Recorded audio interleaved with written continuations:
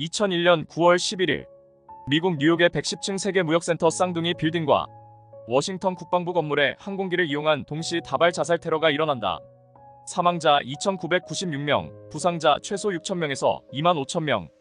테러 주동 세력은 이슬람 극단 무장 세력 알카에다.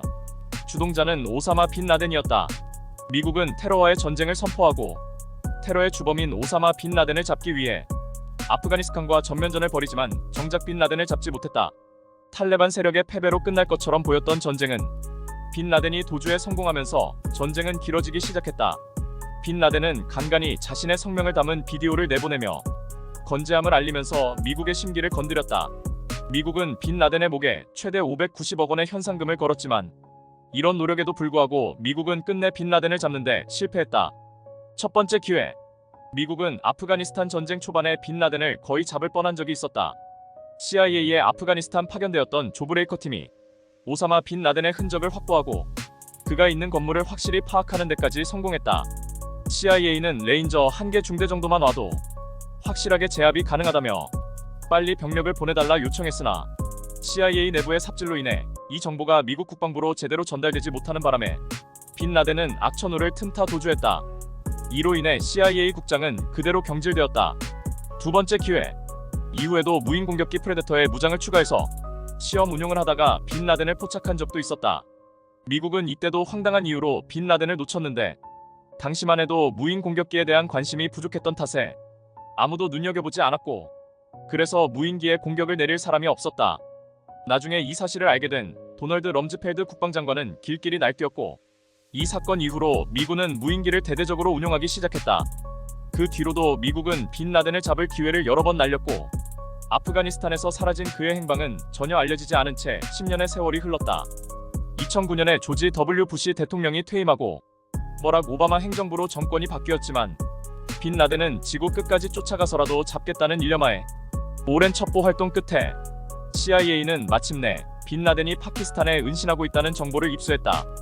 빈 라덴이 거주하고 있는 집은 2005년에 지어졌고 외길의 비포장길 뿐이었으며 전화나 인터넷도 연결돼 있지 않았고 쓰레기는 자체 소각해 거의 철저하게 외부와 차단돼 있었다. 빈 라덴의 위치를 정확히 알아내기 위해 미국은 파키스탄에서 소아마비 백신 무료 접종 캠페인을 진행했다. 소아마비 백신은 진짜 무료로 접종해 주었지만 여기서 백신을 통해 몰래 채취한 혈액의 DNA를 추적해 마침내 빈 라덴의 자녀들의 DNA를 확보했고 이를 기반으로 빈 라덴의 위치를 파악하는 데 성공했다. 빈 라덴이 숨어있던 곳은 파키스탄의 수도 이슬라마바드에서 북동쪽으로 56km 정도 떨어진 지점이었으며 호화주택가 속 안전 가옥이었다. 파키스탄에서 상류층이 주로 사는 지역이었고 인근 경찰서와 불과 250m 거리인데다 가까운 곳에 파키스탄 육군사관학교를 비롯한 파키스탄 군사시설도 자리잡고 있었다. 미국의 아프가니스탄의 산골이나 동굴 같은 곳에 은둔하고 있을 것이라는 추측과는 한참 동떨어진 곳이었다.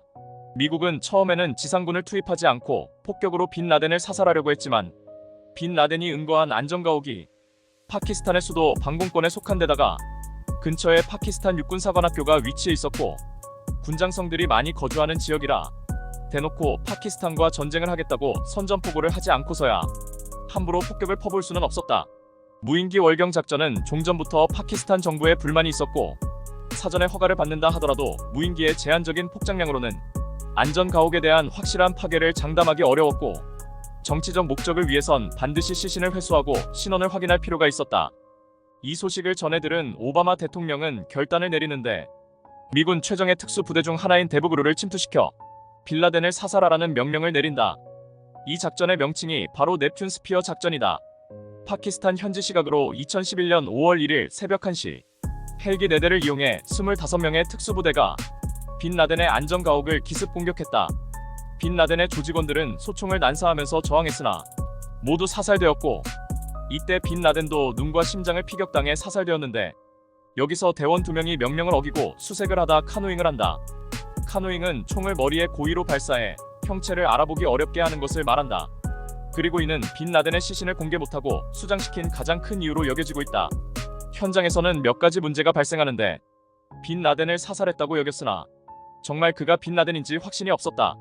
그리고 기습 당시 미군의 헬기 4대 중 한 대가 추락을 했는데 지상에서 사격을 받아 추락했다 하기도 하고 불안한 개조와 주변 환경의 영향으로 인한 추락이라는 의견이 있기도 하다. 이 상황을 지켜보던 오바마 대통령이 질책을 했다 하는데 1,000억짜리 헬기도 날려먹고 줄자도 준비를 하지 않았기 때문이다. 확실한 증거가 필요했던 미국 정부는 카누잉 당한 사람이 진짜 빈 라덴인지 확인이 필요했다. 결국 대원 중 한 명을 시체 옆에 눕게 해 키를 확인하여 빈 라덴의 시체와 추락한 헬기의 핵심 부품을 해체하여 탈출한다. 빈 라덴의 시신은 페르시아만에 전개한 항공모함 칼 빈슨으로 옮겨져 신원 확인을 위한 여러 검사를 거쳤으며 9시간 만에 아라비아만에 수장되었다. 미국 의회 조사국의 보고서에 따르면 미국은 2001년 9.11 테러 이후 빈 라덴을 잡기 위해 10년간 430조를 썼으며 간접비를 포함하면 1,000조를 넘게 썼다고 한다.